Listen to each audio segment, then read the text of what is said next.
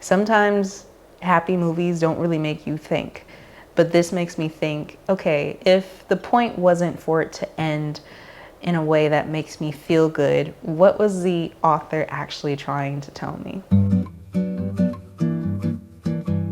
Why did I pull this out? This is my comfort water bottle, okay? A little piece of Halloween wherever I go. I'm a Halloween girl through and through. I can't help but be amazed by how inspired I am by tragedy, and it seems like kind of twisted, kind of weird, but I think there's something special about tragedy specifically. Not horror, not thriller, but tragedy. And this is what I think the difference is. So I feel as though horror is kind of like the terrifier, the terrorizer.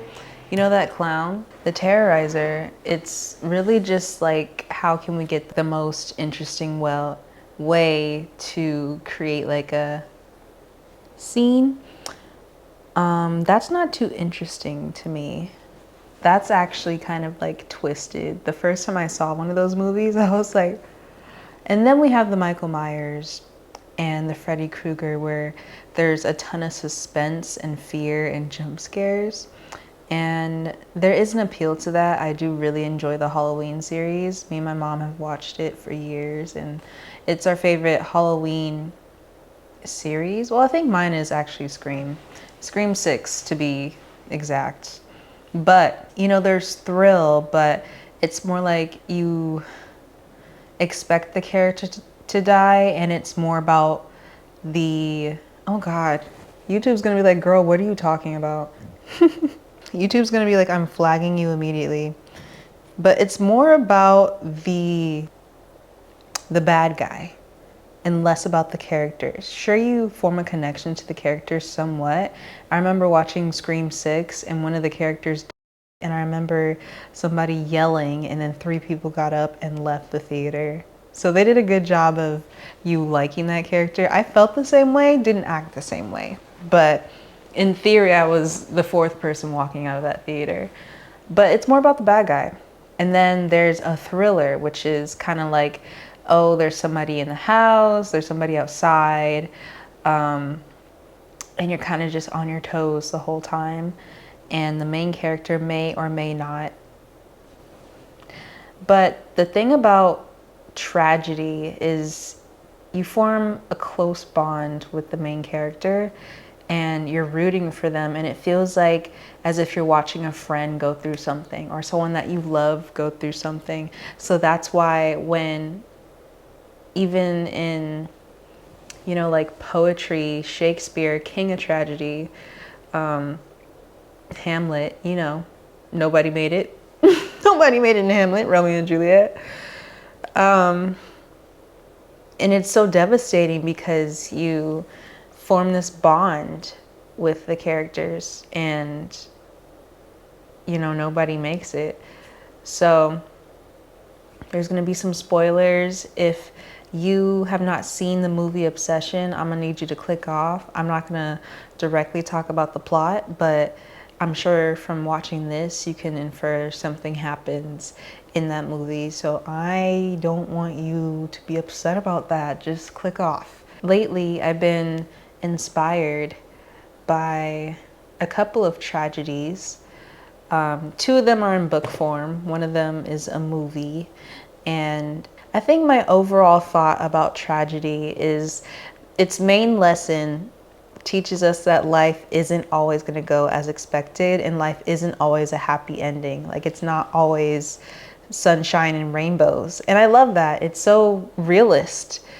But the books that I really love that are just like straight cut are both by African authors. The first one is called Vagabonds by Ilogosha Osunde.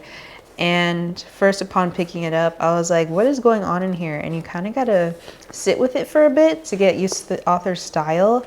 It is a collection of stories from this fictional world of the underbelly of Nigeria where there's like spirits and, you know, entities and how they all interact, and they're all vagabonds. And vagabond means like a person that's on the outskirt of society, not accepted, the misunderstood, the queer, the evil. It is so interesting. It is so many different stories, but it starts off with sort of the god of the world, you know, and he has like different servants. The god is kind of in a sense of maybe Orisha's like African spirituality and not so much like Christian spirituality. And he's not kind, like he has an ego, he's very commanding, and it starts with him and sort of his point of view. Actually, I think it's one of his angels' points of views, and he's telling the story of all of these twisted stories that are going on in the underbelly of Nigeria. And a lot of them are tragedies. There's, oh my God, should I spoil it? I'm just gonna talk about like my interpretation of it, but there's one story that has to do with relationships and like the significant other doesn't make it. There's another one where a man is consumed and taken over by the devil unexpectedly, and he makes some decisions that he wouldn't normally make in his normal life. Like he didn't have any choice to do that because he was overtaken, but it happens just because, you know, things happen, and not every story is, you know, finished off in a pretty little bow. Like it's just L after L after L sometimes. But it's so beautifully written and so detailed and vivid. I finished it in 2 days when I first got it. So this right here was amazing. The second book, I've been waiting for this to come out before it came out for like a month. And the day it came out, trust me, my little self was in Barnes and Nobles. But this one is by another African author called Little Rot by Akweke Imezi. And she has other books. I think they also err on the edge of tragic, but I haven't read them. I've only read this, but it was really, really good. It's about, the setting is also in Nigeria, but about somebody's boyfriend. I think she's in America and he's still in Nigeria for some reason. I don't know. But he ends up, you know, getting with his friend, and they get involved in an ex cult somewhere in Nigeria, and they get into a lot of trouble, money trouble, people trouble, like you don't want to get in trouble with this guy type of trouble. But yeah, it's like a bunch of, oh my gosh, what's going to happen next? Being chased, being in the wrong situation at the wrong time. And like his girlfriend knows nothing about it. And he's just over here just getting involved in a bunch of trouble. It's great. It's really good. And it is also tragic. It's not ending, you know, like sunshine and rainbows. And there's something special about that, because I feel when the focus isn't a peaceful, happy ending, the focus isn't the audience. And when the focus isn't the audience, and I say that because I feel like the audience wants a happy ending, when the focus is not the audience, I think the focus then is the storytelling and the world building. And when you focus on that, then, you know, you get deeper elements of a story, and it's not, you know, how can I make this appeal to someone else? It's purely the thoughts of the imagination. Sometimes you do just think of some wicked things, and to validate those wicked things and put it in a book and just sell it and say, here you go, you're automatically, I feel like you're automatically behind when it comes to like selling to the audience, because you're like, are they gonna like it or are they not? Because it are already, maybe, I don't know, maybe it resonates deeper with people who do go through tragedy. That's why everything that's sort of negative online, people do gravitate towards that, because we're inherently thinking negative. That's how our brains are wired. Like our first initial reactions usually are somewhat negative, and you have to train your brain to think positively. But yeah, there's just like a beauty in creating this whole world, and things happen and you're rooting for the main character and you get so tied to them that when the climax happens and everything sort of crumbles, you're also tied to the tragedy, to the loss. And to have a piece of media make you feel so deeply about an imaginary guy, that is some good writing. That is some quality. That is, you did that Ekweke Emezi. That is, you did that Ilogosha Asunde. And the last one I'd like to talk about, just because it's fresh on my mind and I watched it yesterday, is Obsession. It's another type of tragedy where you are rooting for the main character.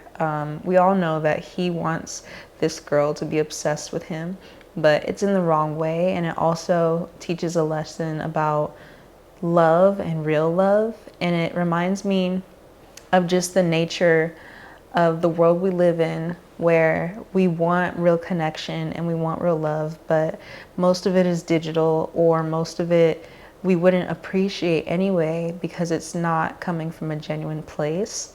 Like, maybe you would want to be in a relationship right now, but maybe it's just not your time and you should be working on yourself. Or maybe you would want a fancy car, but you know, just things aren't in a place that they need to be for you to have that certain thing. We all wish and we all want, but when you get it, do you even appreciate it?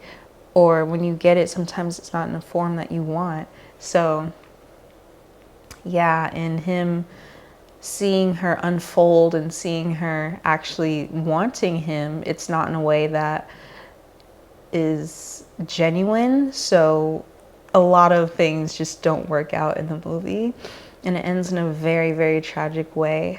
So yeah, I was like gutted at the way that it ended. So yeah, I think there's so much beauty in tragedy because of the emotion that it evokes. And not, I don't think tragedy like that isn't thought out or just gore for the sake of gore is interesting. It's when it's a story that's built up and you find qualities in the characters that you see in yourself, so you're tied to them. That's where I think the beauty comes from. And this movie, it seemed like it was like a indie film, Sundance submission. I don't know, I didn't look it up, but it had a very like new and up and coming director type feel, and it really hit, and the acting was great. Now, don't come for me and say, oh, this director isn't up and coming. I don't know. I didn't look up anything. I didn't look up the production company. I didn't look up the actors or anything. Should have. But yeah, there's so much beauty in tragedy. And yeah, I just love books that don't have a happy ending because they make you think. Sometimes happy movies don't really make you think. But this makes me think, okay, if the point wasn't for it to end in a way that makes me feel good, what was the author actually trying to tell me? And I like to take that and apply it to my own life. If things didn't happen the way that I expected them to, what is a lesson that I should be getting from this whole thing? So I hope this made you think about your life as well. You know, things happen that aren't great. What is the lesson or the main thing that you're trying to, that you should be pulling from the experience, and how can you learn from it and be better? Thank you so much for watching this video, and I will see you in the next one.